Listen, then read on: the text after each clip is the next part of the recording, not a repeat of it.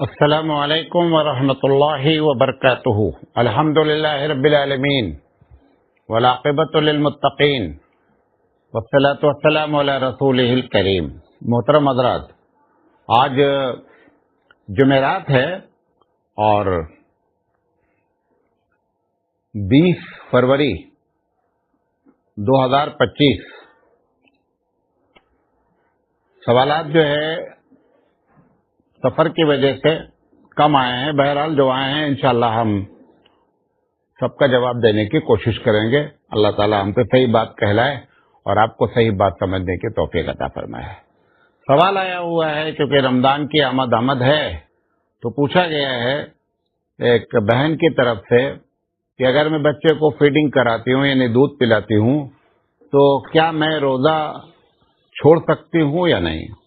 دیکھیں، اس میں بات سمجھ لے، لوگ کیا سمجھتے ہیں کہ دودھ پلانے والی عورت ہر حال میں روزہ چھوڑے، ایسا مسئلہ نہیں ہے۔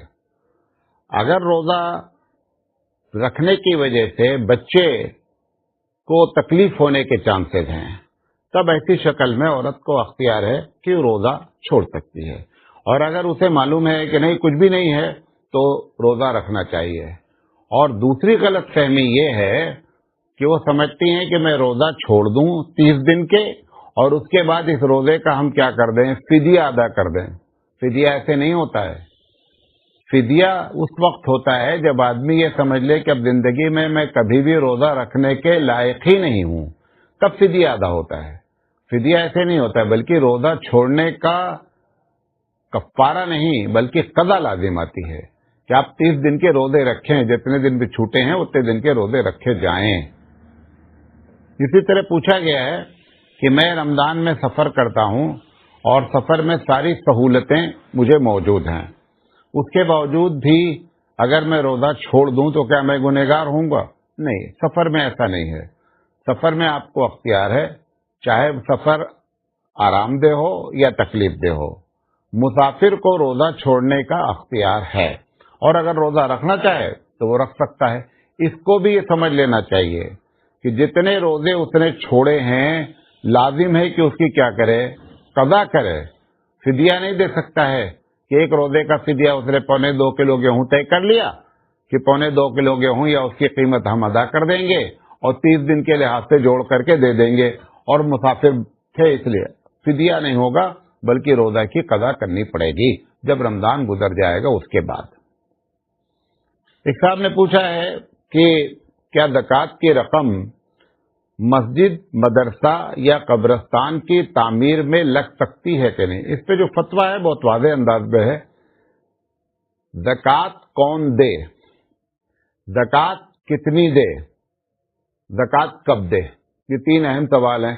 ان تینوں کا جواب قرآن کریم میں نہیں ہے بلکہ حدیث میں ہے۔ قرآن میں اللہ نے ایک ہی چیز کا ذکر کیا ہے کہ زکوٰۃ کہاں دے، یعنی کس کو زکوٰۃ دے، تو پتہ چلا زکوٰۃ کس کو پہنچنی چاہیے یہ زیادہ اہم ہے۔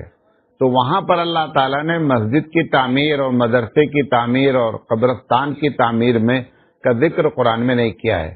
قرآن میں 8 لوگوں کا جو ذکر کیا گیا ہے انہی کو زکوٰۃ دی جا سکتی ہے، لہذا یہ اس مد میں داخل نہیں ہے۔ ایک صاحب نے پوچھا ہے کہ اگر میں نے یکم رمضان کو زکوٰۃ نکال دی اور ہر سال میں یکم رمضان کو ہی اپنے اوپر فکس کیا ہوں، زکوٰۃ نکالتا ہوں، 15 رمضان گزر جانے کے بعد میرے پاس ایک رقم آئی جو تقریباً 3 لاکھ روپے کی ہے، جیسا کہ مجھے امید ہے کہ وہ رقم آئے گی، تو پھر ایسی شکل میں اس 15 لاکھ پر 3 لاکھ جو آنے والی اس پر بھی زکوٰۃ دوں، جبکہ ہم پہلی رمضان کو حساب کرتے ہیں۔ اب جب پہلی رمضان کو حساب آپ نے کر لیا اور آپ کا حساب کلیئر ہو گیا، اس کے بعد اب جتنی بھی رقم آئی اس کے بعد، چونکہ آپ نے اپنے اوپر لازم بھی کر لیا ہے کہ ہم پہلی رمضان کو ہی زکوٰۃ نکالیں گے، آپ نے نکال دیا، اس کے بعد جو رقم آئی ہے اس کے اوپر زکوٰۃ نہیں دینی ہے۔ اگلے رمضان پہلی رمضان کو یعنی 2026 کی پہلی رمضان تک جو پیسہ بچا ہوگا اس میں کا اس پر زکوٰۃ ہوگی، ادروائز جو ہے نا اس پر کوئی زکوٰۃ نہیں ہوگی جو آپ کے زکوٰۃ دینے کے بعد آئی ہے۔ اس صاحب نے پوچھا ہے کہ میرے پاس 15 شعبان کو 2.5 لاکھ روپے آئے اور میں یکم رمضان کو اپنے اوپر لازم کیا ہوں زکوٰۃ نکالتا ہوں. اس پر ابھی صرف 15 دن گزرے ہیں اور میں نے سنا یہ ہے کہ زکوٰۃ اس مال پر ہوتی جس پر سال بھر گزر جائے. تو یہ جو 2.5 لاکھ روپے 15 شعبان کو آئے، رمضان سے 15 دن پہلے آئے، اس پر زکوٰۃ ہوگی یا نہیں ہوگی؟ اس کو مسئلے کو سمجھ لیں، بہت سے لوگ اس میں کنفیوز ہیں.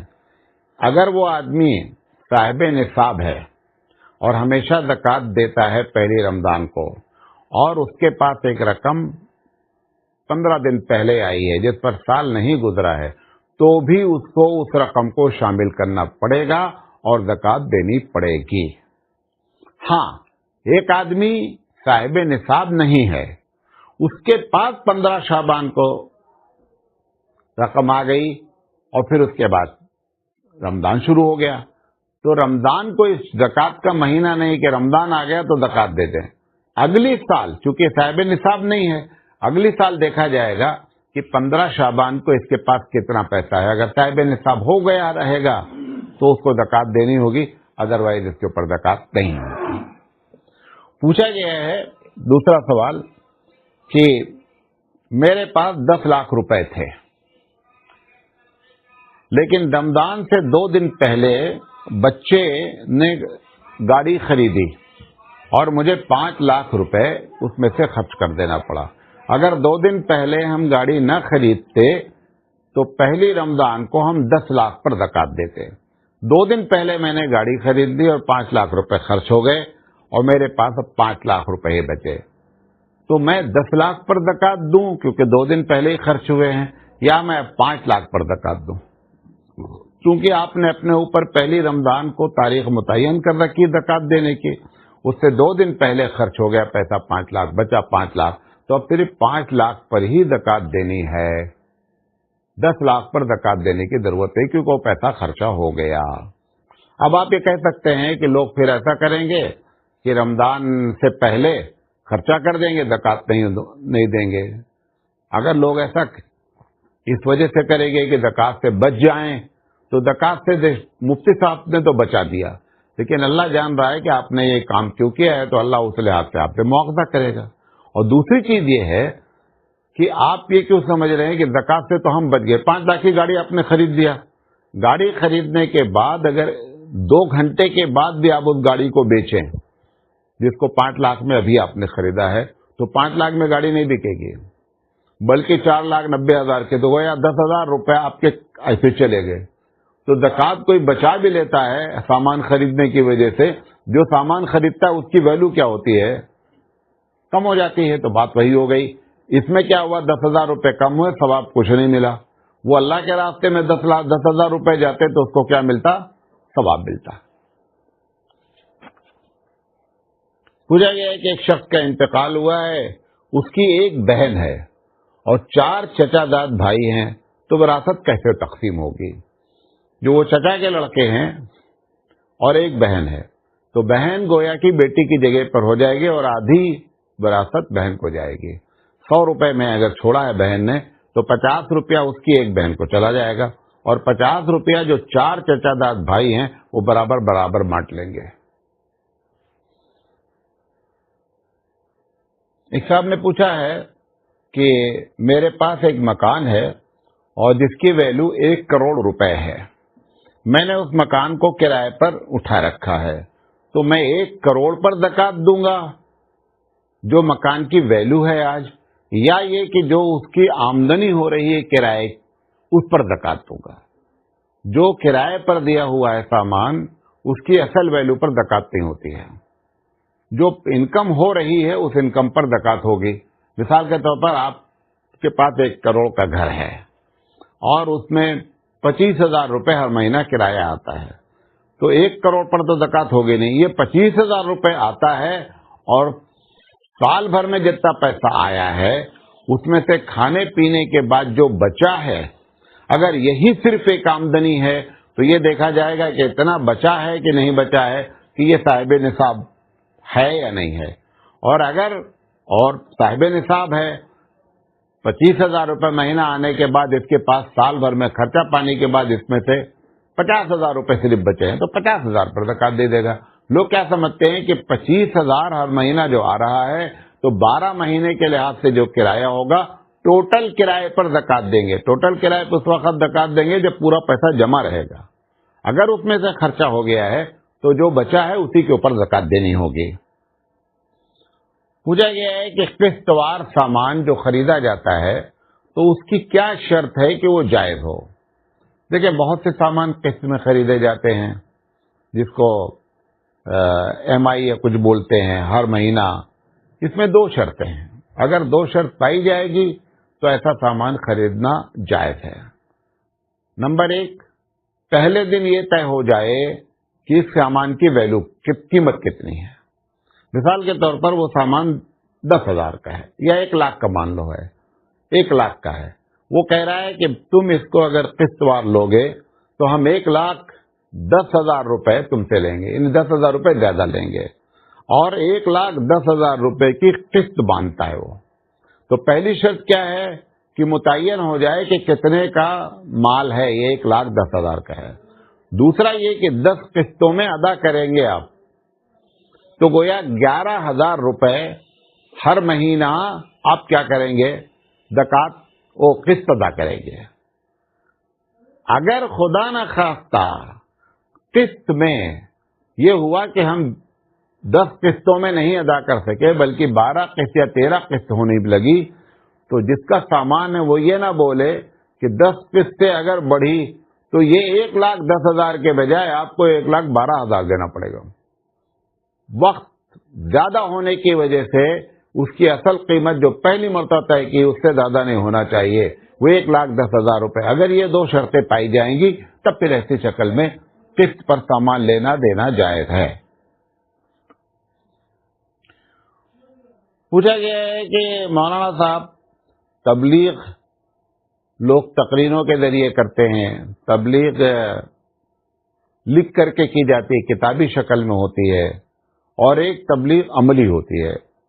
تو اس میں تینوں میں کون سی تبلیغ ہے جو لوگ کہتے ہیں کہ تبلیغ کرنا ہر مسلمان پر ضروری ہے؟ دیکھیں، اگر یہ کہتے ہیں کہ تبلیغ ہر مسلمان پر ضروری ہے تو ہر مسلمان کا مقرر ہونا ضروری نہیں کہ وہ تقریر کر کے تبلیغ کرے.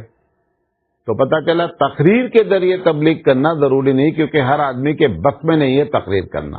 نمبر 1، اگر تبلیغ بذریعے لکھ کر ہے یعنی تحریری ہے تو بھی ہر آدمی اس لائق نہیں کہ وہ کتاب لکھے اور تبلیغ کرے. لیکن ایک چیز ایسی ہے جو سب لوگ کر سکتے ہیں، وہ کیا ہے؟ آپ عملی مسلمان بن جائیے اور اس کے ذریعے تبلیغ کیجیے. جہاں بھی چلتے پھرتے آپ مسلمان بنے رہیے، تبلیغ ہو رہی ہے. یہی اگر کہتا ہے کوئی نہ کہ تبلیغ ہر مسلمان پر فرض ہے، اس کا مطلب یہی ہوتا ہے، کیونکہ وہ دونوں چیز سب کے لیے ممکن نہیں ہے، اور عملی مسلمان بننا سب کے لیے کیا ہے؟ ممکن ہے. لہذا عملی تبلیغ جو ہے اس کی ویلو زیادہ ہے، اور یہی مراد ہے جہاں پر لوگوں نے اگر لکھا ہے کہ تبلیغ ہر شخص پر ضروری ہے. پوچھا گیا ہے کہ مولانا صاحب 15 شعبان کے روزے کے بارے میں الگ الگ رائے لوگ دیتے ہیں.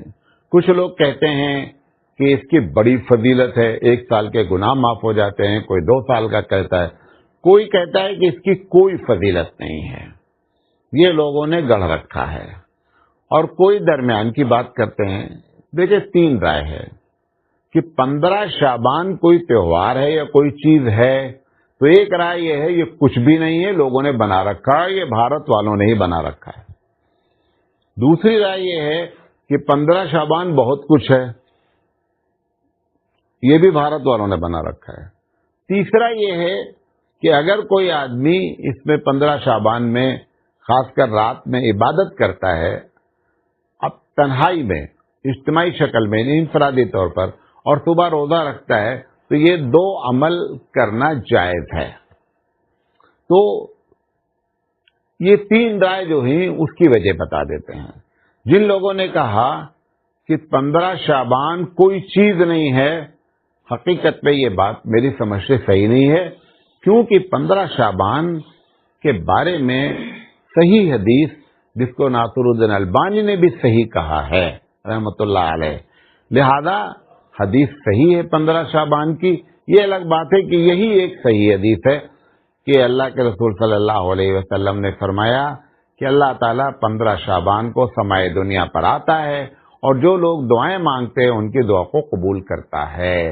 یہی اتنے الفاظ ہیں، اس الفاظ آگے پیچھے ہو سکتے ہیں، یہ مطلب ہے۔ لہذا یہ کہنا ہے کہ 15 شعبان کوئی چیز نہیں ہے، پھر یہ حدیث ٹکراتی ہے۔ دوسرا جو بیان کر رہے ہیں کہ یہ فضیلت ہے خاص کر روزے کی، ہم روزے کی بات کر رہے ہیں، رات میں عبادت کی بات ہے کہ روزے کی۔ حقیقت یہ ہے کہ 90% مفکرین اور محدثین دونوں اس بات پر ہیں کہ یہ 15 شعبان کو جو روزہ رکھا جاتا ہے، یہ حدیث بعض لوگوں کے نزدیک تو موضوع ہے، گڑھی ہوئی ہے، اور بعض لوگوں کے نزدیک کیا ہے، حدیث ضعیف ہے، صحیح کسی کے نزدیک نہیں ہے۔ لہذا یہ جو جتنی بھی فضیلت بیان کی جا رہی ہے یہ کسی صحیح حدیث میں ذکر نہیں ہے، تو اس بنیاد پر جو ہے وہ کچھ بھی نہیں ہے گویا کہ 15 شعبان کا روزہ۔ تیسری جو رائے ہے کہ روزہ رکھ سکتے ہیں، اور عبادت، تو عبادت کے لیے تو حدیث میں نے نقل کر دیا، اور چونکہ روزہ رکھنے کی کئی حدیثیں آ گئی ہیں، کئی طریقے سے آ گئی ہیں، لہذا اگر کوئی روزہ رکھنا چاہتا ہے تو روزہ رکھ سکتا ہے۔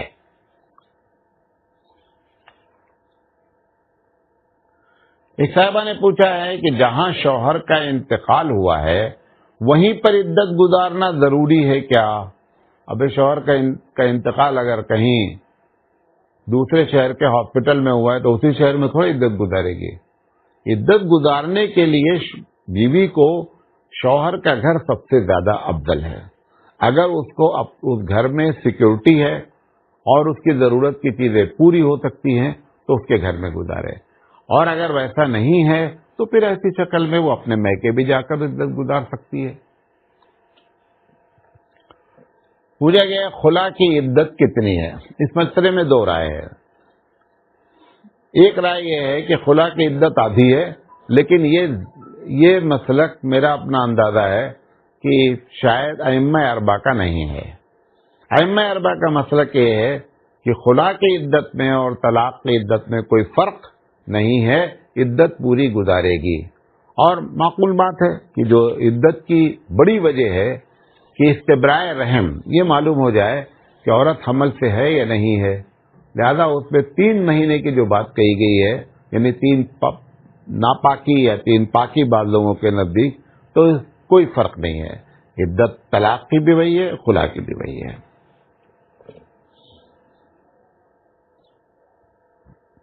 ایک صاحب نے پوچھا ہے کہ ایک فیملی ہے اور باپ بیٹے وغیرہ سب لوگ فیملی میں ایک ساتھ رہتے ہیں، باپ تاجر اور اس کی اپنی دکان، لڑکے لوگ اسی دکان میں لگ گئے اور بڑے بھائی نے بہت سی محنت کر کے 2-3 دکانیں اور بھی بنائی والد صاحب کی موجودگی میں۔ اب والد صاحب کا انتقال ہو گیا ہے تو بڑا بھائی کہہ رہا ہے کہ یہ 3 دکانیں میں نے بنائی ہیں، لہذا یہ وراثت میں نہیں ہوں گی۔ والد صاحب کی اصل جو دکان ہے اس میں ہی وراثت ہوگی، یہ میں 3 دکانیں میں اپنے نام کروں گا کیونکہ یہ میں نے محنت سے بنایا ہے۔ تو بڑے بھائی کا ایسا کہنا کیسا ہے شرعی لحاظ سے؟ بڑے بھائی کا ایسا کہنا ایک دم غلط ہے۔ جب جوائنٹ فیملی مشترکہ خاندانی نظام میں رہ رہے ہیں تو جو کچھ بنایا آپ نے وہ باپ کے کریڈٹ سے بنایا، باپ کے پیسے سے بنایا، بھلے آپ نے محنت کی، اگر آپ نے محنت کی تو اتنے دن تک آپ مزے بھی تو کرتے رہے، لہذا یہ 2 دکان 3 دکان جو بڑھی ہے آپ کی محنت سے، لیکن اصل یہ جب جوائنٹ فیملی میں تھے اور پیسہ جو لگایا گیا اسی سے آ کے لگا، لہذا ہر حال میں یہ دکان چاروں جو 2-3 آپ نے بنائی اور ایک ابا نے بنائی، اس میں لڑکی اور لڑکا جو شریعت نے حصہ دیا ہے سب کو حصہ ملے گا۔ اسی سے ملتا جلتا سوال آیا اور یہ بہت زیادہ مسئلہ پیچیدہ ہے۔ ایک بھائی سعودی میں رہتا ہے اور بقیہ بھائی جو ہے وہ گاؤں میں رہتے ہیں اور اپنا کھیتی باڑی کرتے ہیں۔ جو سعودی میں رہتا ہے لڑکا، اس نے پیسہ بھیجا اور یہاں ابا نے کیا کیا، کھیت خریدا۔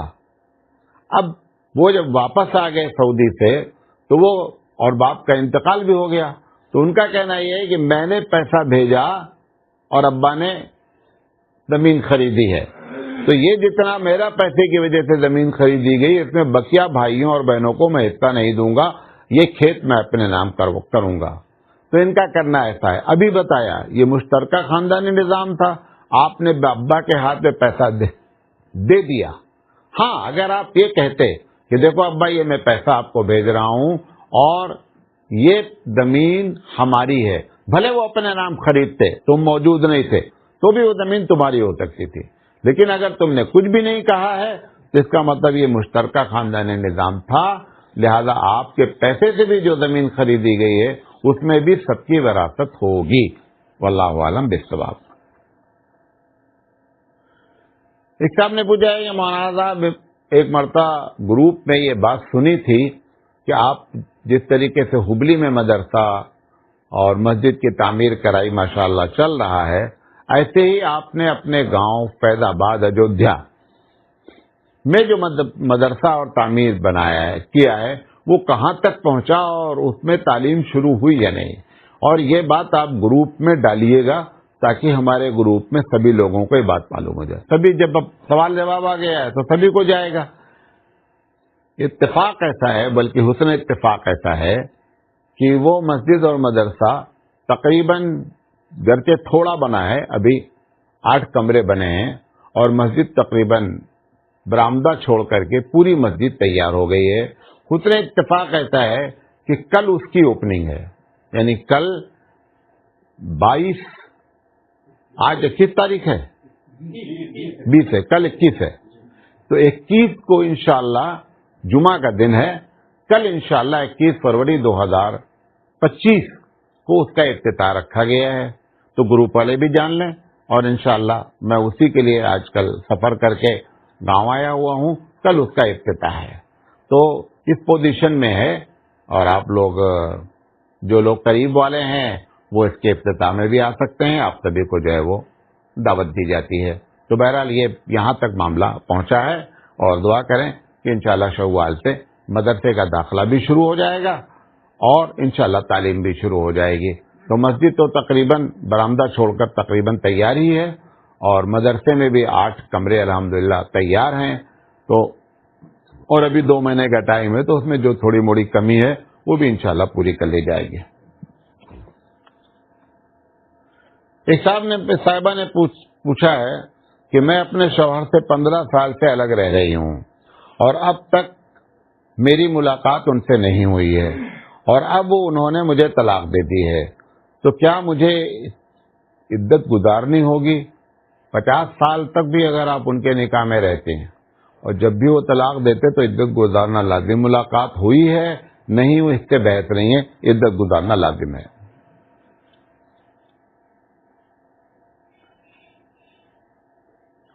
ایک صاحب نے پوچھا ہے کہ مولانا صاحب بھارت میں تبلیغی جماعت، جماعت اسلامی اور اہل حدیث تینوں میں آپ کی نظر میں زیادہ صحیح کون ہے؟ دیکھیں، تبلیغی جماعت اور جماعت اسلامی کا تو نظریہ دعوت ہے، اہل حدیث جو ہے وہ ایک مسلک ہے، تو یہ تینوں کو الگ الگ کرنا چاہیے۔ تو آپ کو معلوم ہے کہ میں اس مزاج کا نہیں ہوں کہ میں یہ غلط ہیں وہ غلط ہیں، بہرحال ہم سے اچھے ہیں کہ وہ اپنا دین کا کام کر رہے ہیں، دعوت کا کام کر رہے ہیں، آپ نہیں کر رہے ہیں، اس پر آپ غور کریں، دوسروں کے اچھائی اور برائی سوچنے کے بجائے اللہ پر چھوڑ دیں۔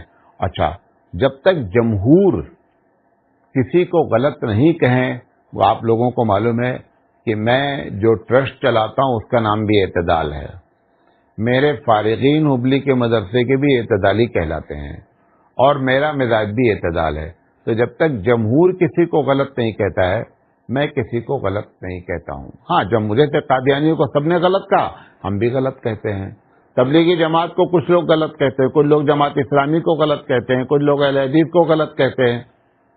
تو میرا اس میں فلسفہ پالیسی یہ ہوتی ہے، میں اگر کسی کو غلط کہوں گا تو قیامت میں مجھے جواب دینا ہوگا، لہذا میں کیوں ایسا کام کروں کہ مجھے روکا جائے اور جواب طلب کیا جائے۔ اور اگر، کیونکہ اللہ یہ تھوڑے پوچھے گا کہ آپ نے جماعت اسلامی کو، تبلیغی جماعت کو، اہل حدیث کو غلط کیوں نہیں کہا۔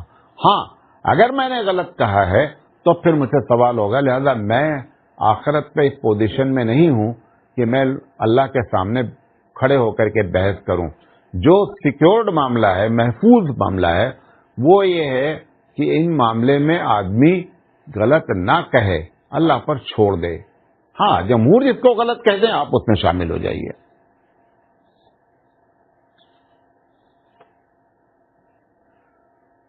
پوچھا گیا ہے مولانا صاحب, ایک صاحب کو قرضہ دیا ہے, اب وہ واپس کرنے کی پوزیشن میں نہیں ہے اور صاحب نصاب بھی نہیں ہے, تو کیا میں اس رمضان میں ارادہ کر سکتا ہوں کہ میں سمجھوں کہ میری زکوٰۃ اتنی ان کو پہنچ گئی اور میری زکوٰۃ ادا ہو جائے گی کہ نہیں؟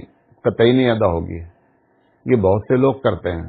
جس وقت آپ نے ان کو قرضہ دیا ہے اس وقت آپ کی نیت زکوٰۃ کی تھی نہیں تھی, لہذا زکوٰۃ ادا نہیں ہوگی.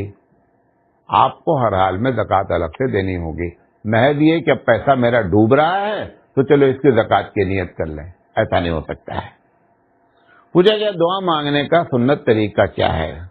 دیکھیں, دعا مانگنے کا سنت طریقہ جو سکھلایا گیا حدیث میں کہ پہلے اللہ کی تعریف کی جائے, حمد کی جائے, پھر رسول اکرم صلی اللہ علیہ وسلم پر درود پڑھا جائے, اور پھر اپنے مسئلے کو رکھا جائے, اور پھر رسول اکرم پر درود پڑھا جائے, اور پڑھنے کے بعد جو ہے وہ آمین کہہ کر کے دعا کو ختم کر لیں. یہ طریقہ ہے دعا مانگنے کا. ایک صاحب نے پوچھا ہے کہ ایصال ثواب کرنے کا سنت طریقہ کیا ہے؟ ایصال ثواب کرنے کا سنت طریقہ یہ کہ آپ نیت کر لیں کہ یہ ثواب ان کو ٹرانسفر ہو جائے. یہ جو فاتحہ کے نام پر ایصال ثواب کیا جاتا ہے کہ پہلے سورہ فاتحہ پڑھی جائے گی, پھر چاروں قل پڑھا جائے گا, تو فلاں پڑھا جائے گا, یہ کوئی بھی سنت سے ثابت نہیں ہے. آپ کو ایصال ثواب کرنا ہے, نیت کر لیں, اور یا پھر ویسے دعا کر لیں جو بتایا آپ کے دعا کا طریقہ کہ پہلے اللہ پر کی حمد کر لیں, پھر درود شریف پڑھ لیں, پھر جس کے نام پر ایصال ثواب کرنا ہے اپنے اللہ سے درخواست کر دیں کہ اللہ تعالیٰ یہ میں نے جو نیک کام کیا ہے اس کا جو ثواب ہے وہ فلاں کو پہنچے, اور آخر میں جو ہے وہ درود شریف پڑھ کر کے ختم کر دیں. لیکن جس طریقے سے ہمارے یہاں جیسے تیجا ہوتا ہے تو وہ تیل رکھا جاتا ہے, تو اس میں گلاب رکھا جاتا ہے, سارے ڈھکوسلے بازیاں ہیں, اس کا شریعت سے کوئی تعلق نہیں.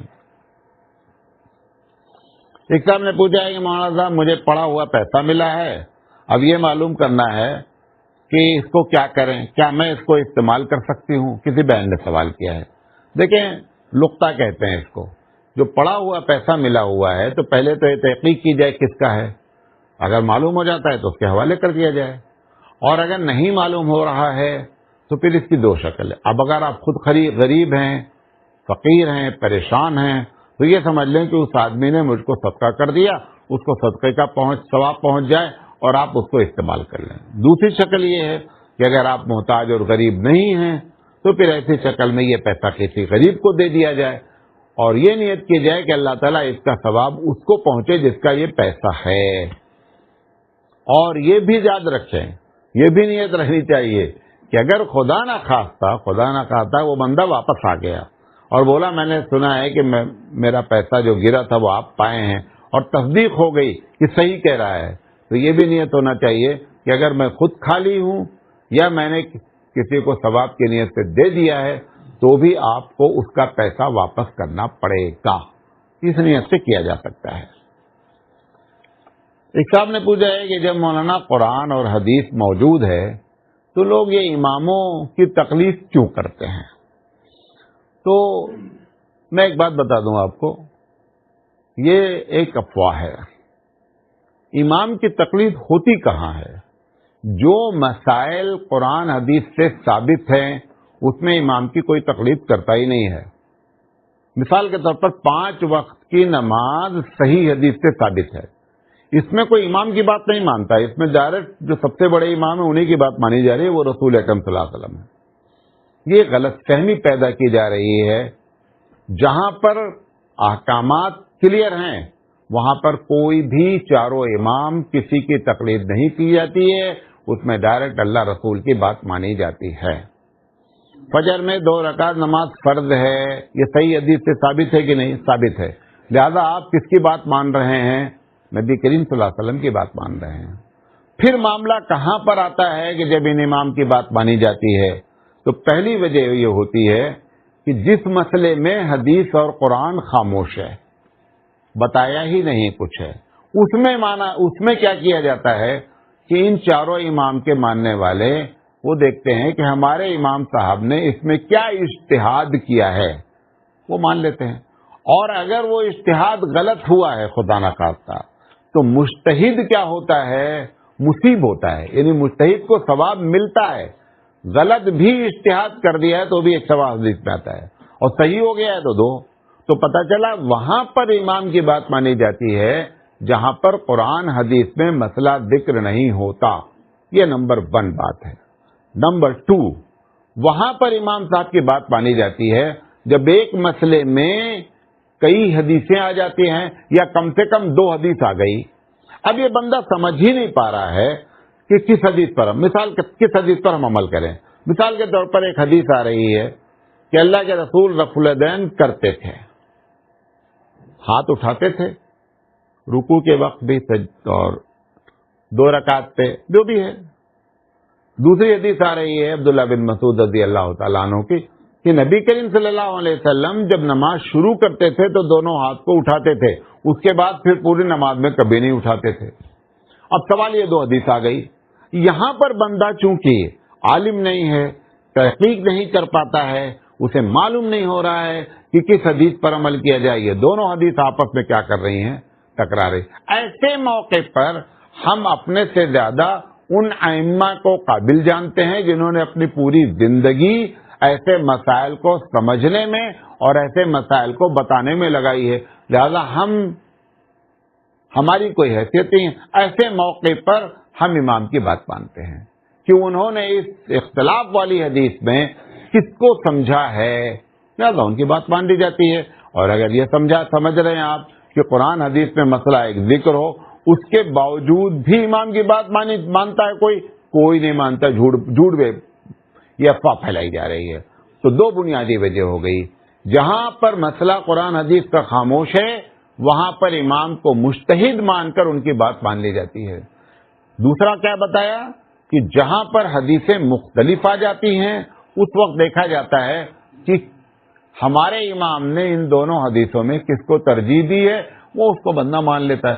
تو اب لے دے کر کے حدیث پر اس پہ بھی عمل ہوا ہے. اس میں بھی امام کی بات نہیں مانی گئی, اس میں بھی اللہ اور اس کے رسول کی بات مانی گئی. زیادہ اجتہاد میں بات مانی گئی.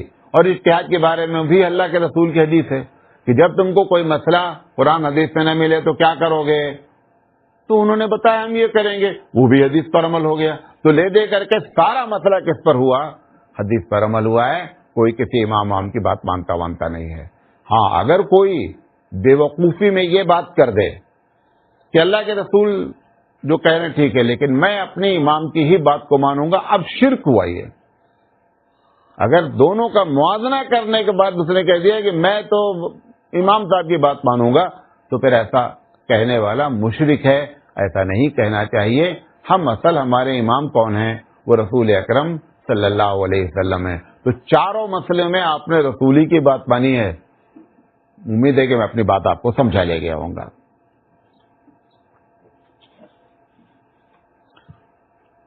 پوچھا گیا مولانا صاحب مورل کسے کہتے ہیں, اخلاقیات کسے کہتے ہیں؟ ایک چیز ایک ملک میں یا ایک قوم کے پاس اخلاق کے دائرے میں آتا ہے اور دوسری جگہ پر وہ اخلاق کے دائرے میں ہی نہیں آتا ہے. تو کیسے معلوم ہو کہ یہ اخلاقیات کیا ہیں؟ میں مثال دیتا ہوں, پہلے مسئلے کو سمجھ لیں. مثال کے طور پر ہم کہہ رہے ہیں کہ زنا برا فعل ہے. ایک دوسرا ملک والا کہہ رہا ہے نہیں, اگر دونوں رضامند سے کر رہے ہیں تو زنا برا فعل نہیں ہے. دونوں آدمی اپنی رضامندی سے کر رہے ہیں, کیوں برا فعل ہوگا؟ اب ایک کو ہم بد اخلاقی کہہ رہے ہیں ایک ملک والے یا ایک قوم والے, اور اسی بد اخلاقی کو ایک دوسرا آدمی کیا ہے بد اخلاقی ماننے کے لیے تیار نہیں ہے. تو اخلاقیات کیا ہے پھر؟ یہ ایک بہت بڑا مسئلہ ہے. میں آپ کو ایک چھوٹی سی بات کہہ کر اپنی بات ختم کرتا ہوں. جب کبھی ایسا ہو جائے, چلو اسی زنا کو لے لیتے ہیں, امریکہ میں یا بھارت میں بہت سے لوگ ہیں کہ نہیں صاحب یہ رضامندی سے ہوا ہے, لہذا چاہے میاں بیوی ہوں یا نہیں ہوں یہ پارٹنر ہے ایک دوسرے کے, لیونگ پارٹنر ہیں, دنیا بھر کے الگ الگ اصطلاح ہیں. ایسے موقع پر یہ دیکھ لیا جائے کہ دنیا کے مشہور مذاہب اس مسئلے کو بد اخلاقی مانتے ہیں یا نہیں مانتے ہیں. اگر مشہور مذاہب مثال کے طور پر یہودی، نصرانی، مسلمان، ہندو، یہ چار کو اگر لے لیا جائے تو 80% ایریا کیا ہو جاتا ہے، 80 سے 90% پوری دنیا کور ہو جاتی ہے. اس میں ان لوگوں کی کیا رائے ہے زنا کے بارے میں؟ زنا کے بارے میں کرسچن کے یہاں بھی حرام ہے، یہودیوں کے یہاں بھی حرام ہے، ہندو دھرم میں بھی حرام ہے، اسلام میں تو حرام ہی ہے یہ.